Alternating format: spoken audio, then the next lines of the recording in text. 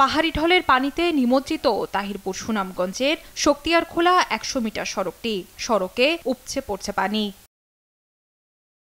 সোমবার সকাল থেকে মুষলধারে বৃষ্টি সুনামগঞ্জে, সেই সাথে ভারতের চেরাপুঞ্জিতে বৃষ্টিপাত অব্যাহত থাকায় উজান থেকে নেমে আসা পাহাড়ি ঢলে দ্রুত বাড়ছে জেলার নদ নদীর পানি। এতে প্লাবিত তাহিরপুর, ছাতক ও দোয়ারাবাজার সহ বেশ কয়েকটি উপজেলার নিম্নাঞ্চল। গবাদি পশু নিয়ে বিপাকে পড়েছেন দুর্গতরা। ঘরে পানি ওঠার শঙ্কায় চরম উৎকণ্ঠায় দিন পার করছেন ভাটি জেলার বাসিন্দারা। বন্যার অবস্থা খারাপ। আমরা বেড়ানি দিয়েছিলাম, সকালবেলা পানি কম ছিল, তারপরে পানি বাড়ছে, এখন আডু পানি উড়াত পানি পাই আমরা রুটে আইছি।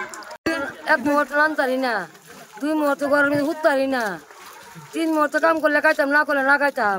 বন্যা তো রাস্তাগুলো তো সাইডেও তো ভাঙতেছে, আমরা তো আবার খুব কষ্ট হয়। চল আরো পানি আরো বাড়তে পারে। একের পর এক ঢলের পানিতে ডুবছে নিম্নাঞ্চলের রাস্তাঘাট। দোয়ারাবাজার উপজেলায় সড়ক তলিয়ে যাওয়ায় উপজেলা সদরের সঙ্গে যোগাযোগ বিচ্ছিন্ন 3টি ইউনিয়নের।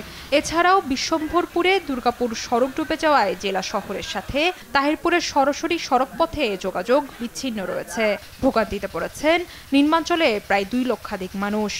সমস্যা বহুত পানি চলে যায়, হাতিরা লাগে বুঝলি, আমরা কি করতাম কই বর্তমানে কাম কাজ করতে সুবিধা পাইতেছি না বা দুর্যোগের মোকাবেলা করতে পারি, তার কারণে আমরা বাংলা সরকারের কাছে আমাদের বিভিন্ন সহযোগিতা চাই।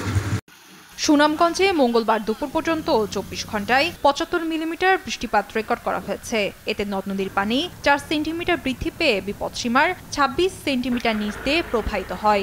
তবে পানি বাড়লেও দীর্ঘমেয়াদী বন্যার শঙ্কা নেই বলে জানিয়েছে পানি উন্নয়ন বোর্ড। বিপদসীমা অতিক্রম করলে এটা হয়তো প্রায় 48 ঘন্টা বা তারও বেশি সময় স্থায়ী হতে পারে। সেক্ষেত্রে একটু জনদুর্ভোগ বাড়তে পারে এবং তখন বন্যা পরিস্থিতি অবনতি হতে পারে। তো আমাদের আশা করতেছি যদি আমাদের এই বৃষ্টিপাত কমে যায় তাহলে হয়তো এই ধরনের পরিস্থিতি ঘটবে না।